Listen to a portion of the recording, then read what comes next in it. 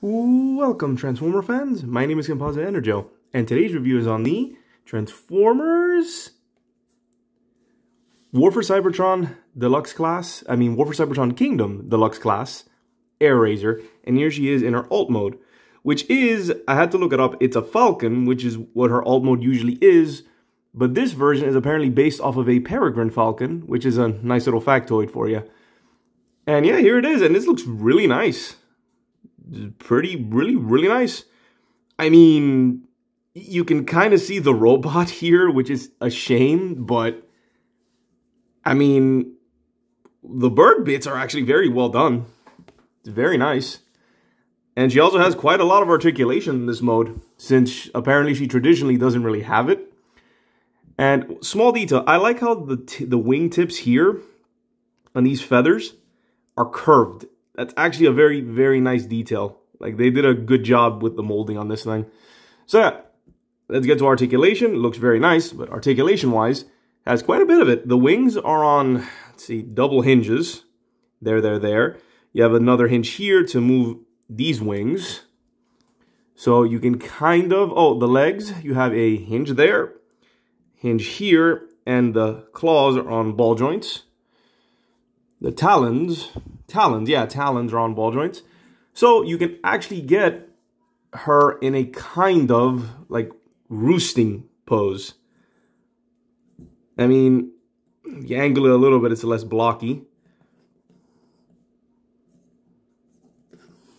So yeah, that's something you can do, which is cool. And that's pretty much it. And the head, and this really surprised me. The eagle head, the Falcon head, can swivel side to side. Actually has a hinge so you can look up and down. And this really surprised me. But the beak can open. And there's even I don't know if you can see, but there is a molded tongue in there. Now that's attention to detail. I was not expecting the actual beak to open, which is very nice. And that's pretty much it for the Falcon mode. So let's get to her. Sorry, I'm used to saying his. Most of these characters are male. So I'm glad every now and then you get a girl. So yeah. On to transformations with her. Gotta get that right. So yeah. First things first. Wings, just put them back. Lift this up. And then basically we just got to straighten the legs out. So pull out, straighten, pull out, straighten, straighten out. Let's take these off for now. Although I think you can transform them with them on. These are the I think wing missiles or feather missiles or something. I don't remember what they're called now, but you mount them on the wrist in robot mode, which you'll see. Then you pull out the arms, and then for this part, you lift this up. You lift this piece up, like so.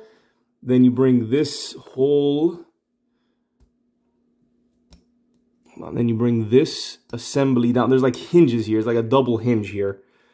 See, there's a double hinge there, so you bring this down.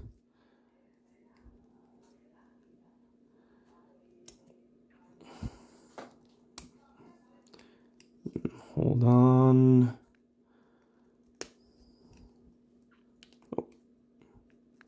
So you bring this assembly down, like so.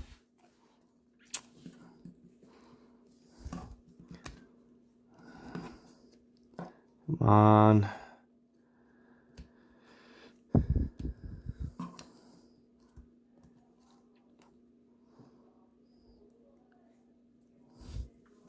Hold on. Gotta move this a bit.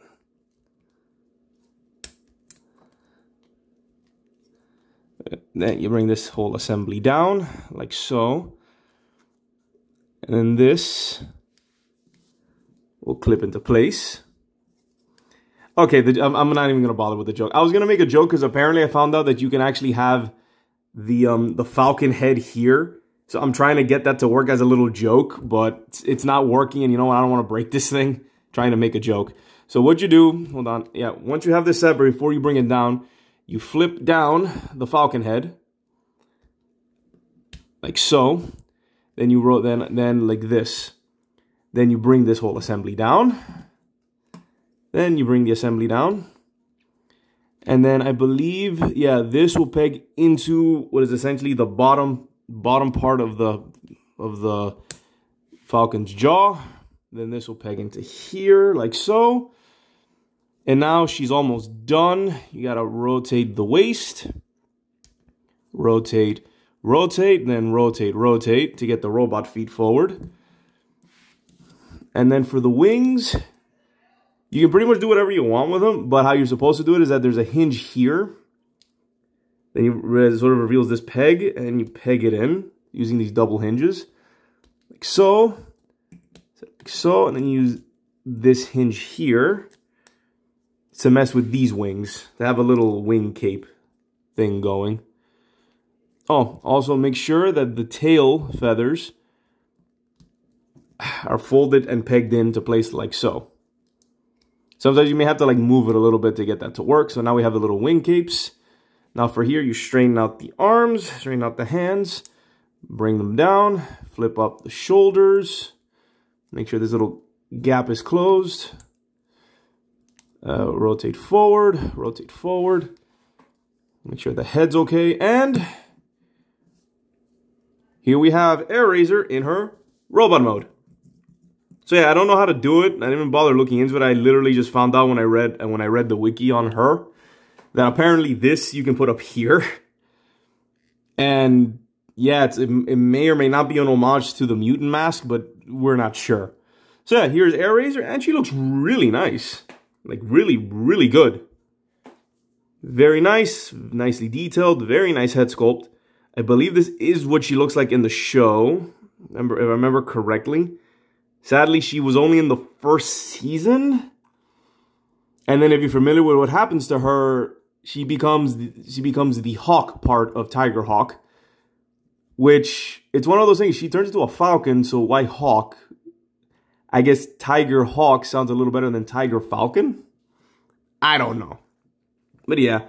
So this is Airazor. Very nice. Nicely detailed. Interesting thing that in the artwork, the Maximo logo is here on her arm. But in the logo, in the actual artwork, it's supposed to be here on her chest. Weird change, but okay. So let's get on to articulation. Head is on a ball joint. Arms can go out. This tends to just stay stuck for some reason, but our arms can go out that far. Can rotate, full 360. There is a swivel and bend at the elbow. And this is interesting. This is more for transformation, but there is a hinge here. So you have a hinge on the wrist, and that's it. But again, that's more for transformation than anything else. The skirt here, or the cod piece, so I forgot what part of the armor this is called, can pull up, push up. Then you can go forward, back that far, out, forward, back, swivel at the knee, bend at the knee, ball joint at the foot, which is the same as the Falcon mode. And this hinge is also available here, so you can get some real chicken legs if you get, which is weird to say, but yeah, you can still get the chicken leg effect if you really want to do that. Get yourself a movie Starscream, because why not?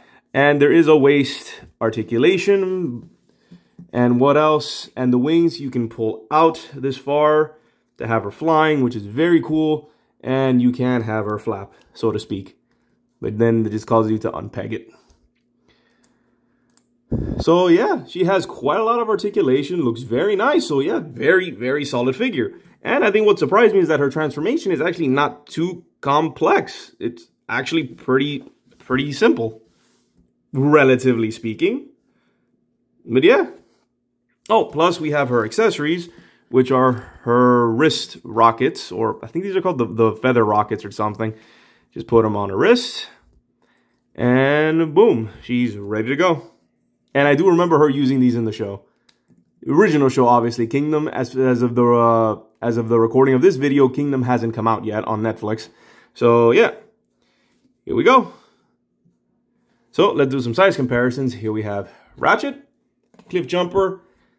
She's still a bit small for my liking, but the wings, I feel the wings make up for it. He has a good wingspan. She does come with one other thing, which is this little character card. And if y'all are wondering if one of my previous videos that I failed to mention one of these, it's because it was a duplicate. And that's why I didn't bother mentioning it. It wasn't because I forgot to put it in there. No. It was because it was a duplicate. It was the Arc, if you were curious. So yeah. So we have Dinobot, which for the life of me, I think this is new. I can't find my old card, the ones I already have, so I don't remember if I've already gotten this. But if you peel it off, it does reveal like sort of a potential future for this particular character. In this case, it's Dinobot.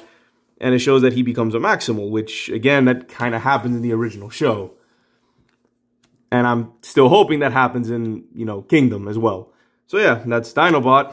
I still don't like that apparently these are random. I think that's very annoying. I would have preferred if, like, I would have gotten one for Airazor. But then maybe would have seen the fate of her becoming, you know, the other half of Hawk. But then that would prove that Tiger Hawk is part of Kingdom, which would be awesome. So yeah, Airazor, very nice figure. Highly recommend them, even though I'm slightly biased because I'm a huge Beast Wars guy. So yeah, yeah, this has been my review of the Transformers War for Cybertron Kingdom Deluxe Class Airazor. And before signing off, this is my special person's Instagram. Please check her out. There's mine if you're curious. I haven't really done anything with it, but it's there. And here's hers again, which is more important. This is Composite Enerjoe signing off. Peace out. Signing off. Peace out. And be safe.